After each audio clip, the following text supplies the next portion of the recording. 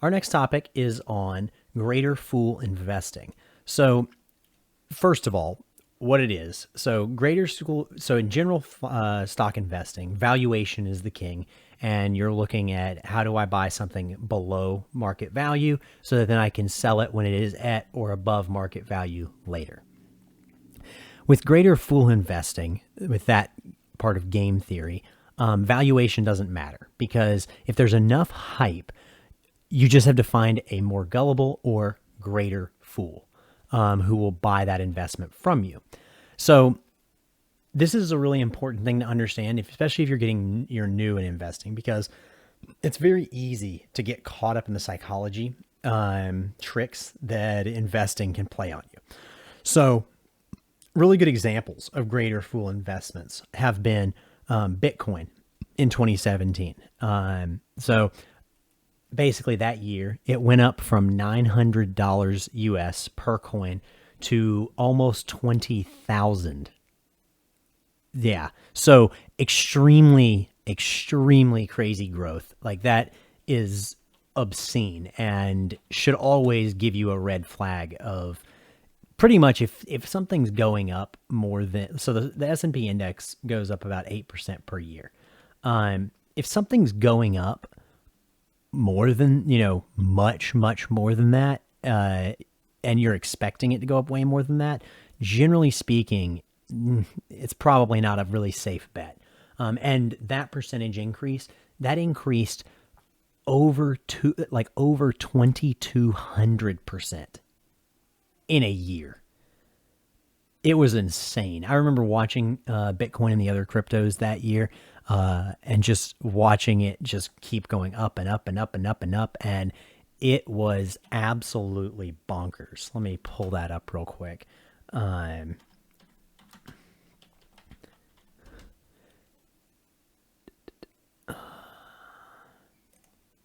Yeah, so here's an example. Let's share this with you. Awesome. So on here, yeah, now you can see this is in 2017 where you can see Bitcoin, and this is not even by the end of, this isn't even as high as it went. I think it peaked in February of 2020 or January of 2020, but that's insanity. That's bonkers. Anytime you see something go, so this shape, this is half of a parabola. If you remember from school growing up, like x squared, when it goes parabolic is what that's called. Generally speaking, you should be scratching your head wondering, is this something I should really be investing in? Because the math generally is not going to work out in your favor. And that's something that's very important to remember. Now, with Bitcoin, not only did it go all the way up to almost 20,000, then within 3 months after that, it dropped all the way back down to 11,000. And within 6 months, it dropped back all the way down to 4,000. So absolute wild ride. And at the time, it was literally everyone was just, they thought they were printing money. They thought, it doesn't matter what price it is. I got to buy it. I got to buy it. I got to buy it. I got to buy it. Because it was all about FOMO, which is fear of missing out. And it's like, I can't miss this ride. Everyone thought of it as a lottery ticket. And anyone that bought it above 4,000 has been not looking good since then, because it has not gotten anywhere close to that 20,000. It's back up to above 10,000, but that took 3 years to get to that point. So always be a contrarian, looking for, do I buy, and don't buy stuff when everyone seems to be buying it. If it seems like a give me, then you probably shouldn't do it. The other really good example, the classic example historically, is the dot-com bubble. So I'm sure most of the people listening to this, we probably don't remember this, at least at the time, but the dot-com bubble was from 1995 to 2000, and it is a term that is used to describe the stock market, the New York Stock Exchange, and specifically the NASDAQ at that time, where basically any internet company, so the classic example is pets.com, because it was a completely worthless company that shot up like crazy. Pretty much any company with a .com or internet or LAN, like local area networks, anything like that was internet tangential related would shoot up massively just on speculation. Because I know in The Office, as an example, and I don't remember what episode it's from, but there's an episode where Dwight says to, it's the one whenever they're going to make the paper sales, and Michael wants to prove that Dunder Mifflin Finity is not as good as, door-to-door sales. And Dwight says to Michael something along the lines of, as soon as this internet fad's over, they'll be sorry. And that was kind of the thing, is you have all these corporate people that don't have the technical knowledge to understand what the internet was and how important it was going to be. But they just knew, well, this is the future, same as crypto. And so they were just constantly pumping money into anything that reminded them of that without understanding the investment, which is another thing. If you don't understand the business, do not invest in it. So this lack of tech understanding and FOMO, again, the fear of missing out, caused a ridiculous influx. So much so that 40% of all venture capital was going into internet companies by 1997. The internet was available beforehand, but from a normal consumer standpoint, it wasn't widely available until about the mid 90s. So within only a couple years, this is happening. And it rode all the way up and ended up crashing by 77% when it did. Let me show you real quick so that you can see what happened.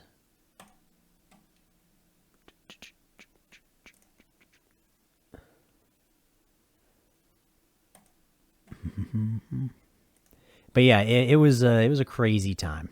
And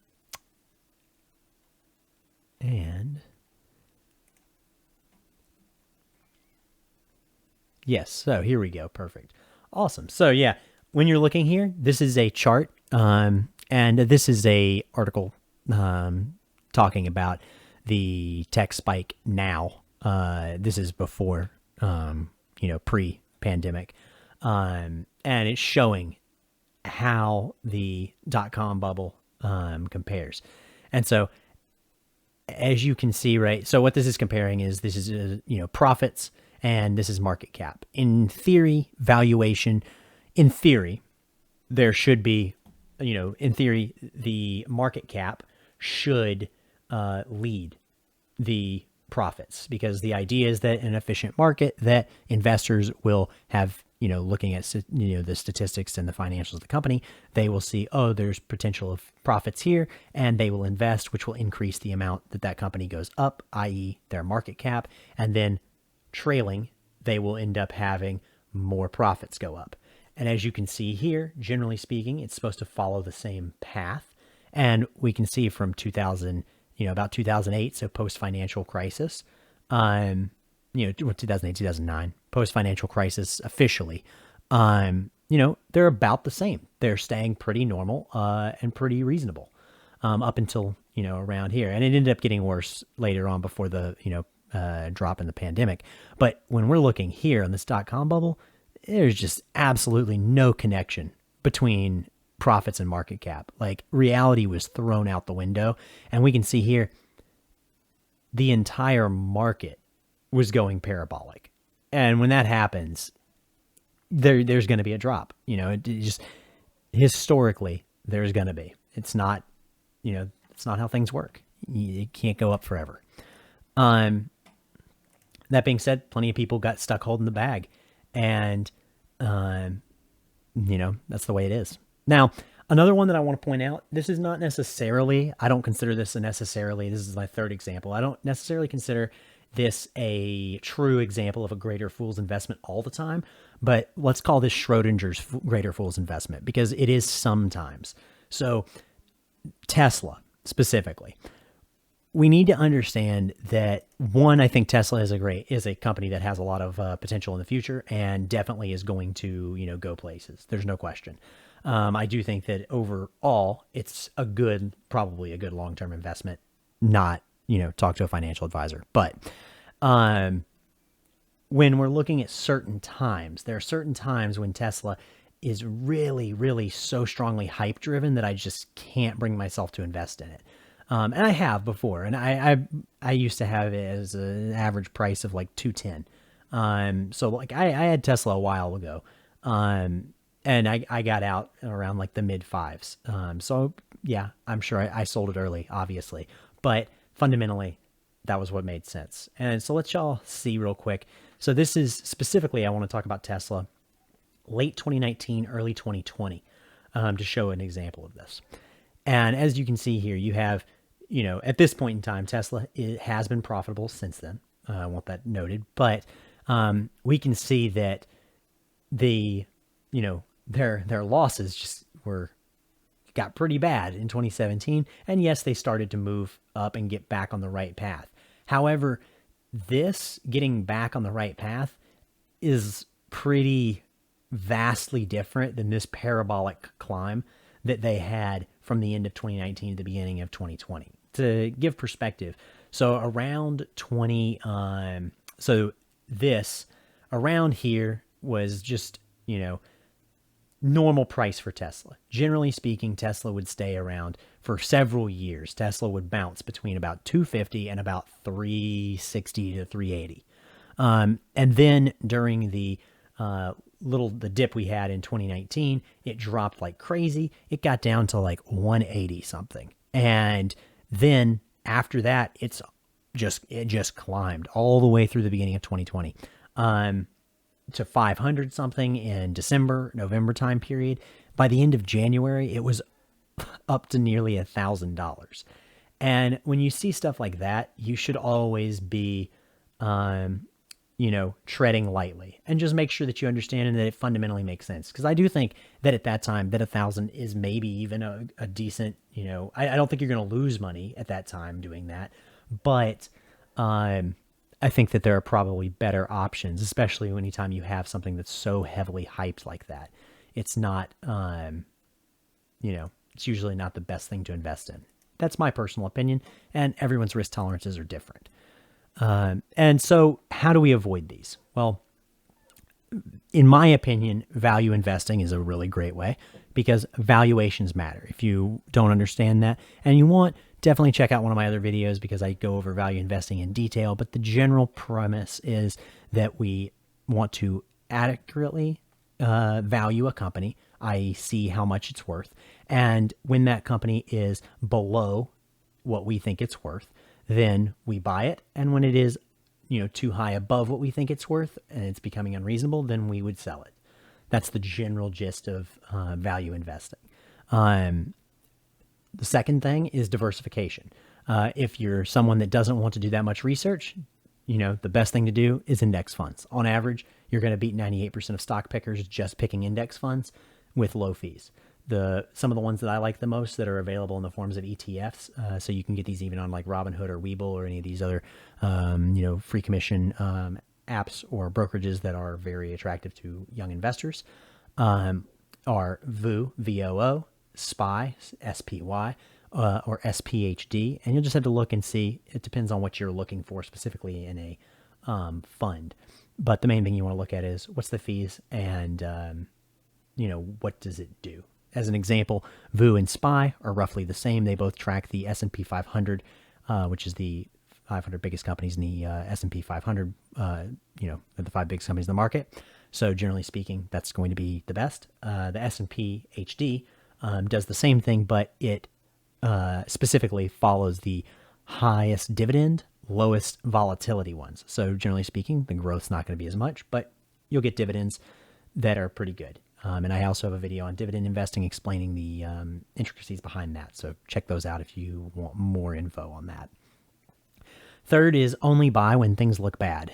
My general rule that I like is when you want to cry, it's time to buy. As an example, in March, on March 23rd, when it was the bottom of the market and everything looked horrible and Bill Ackman was on CNBC losing his shirt, I was buying more stock. I was buying every single red day in March, every single red day in April.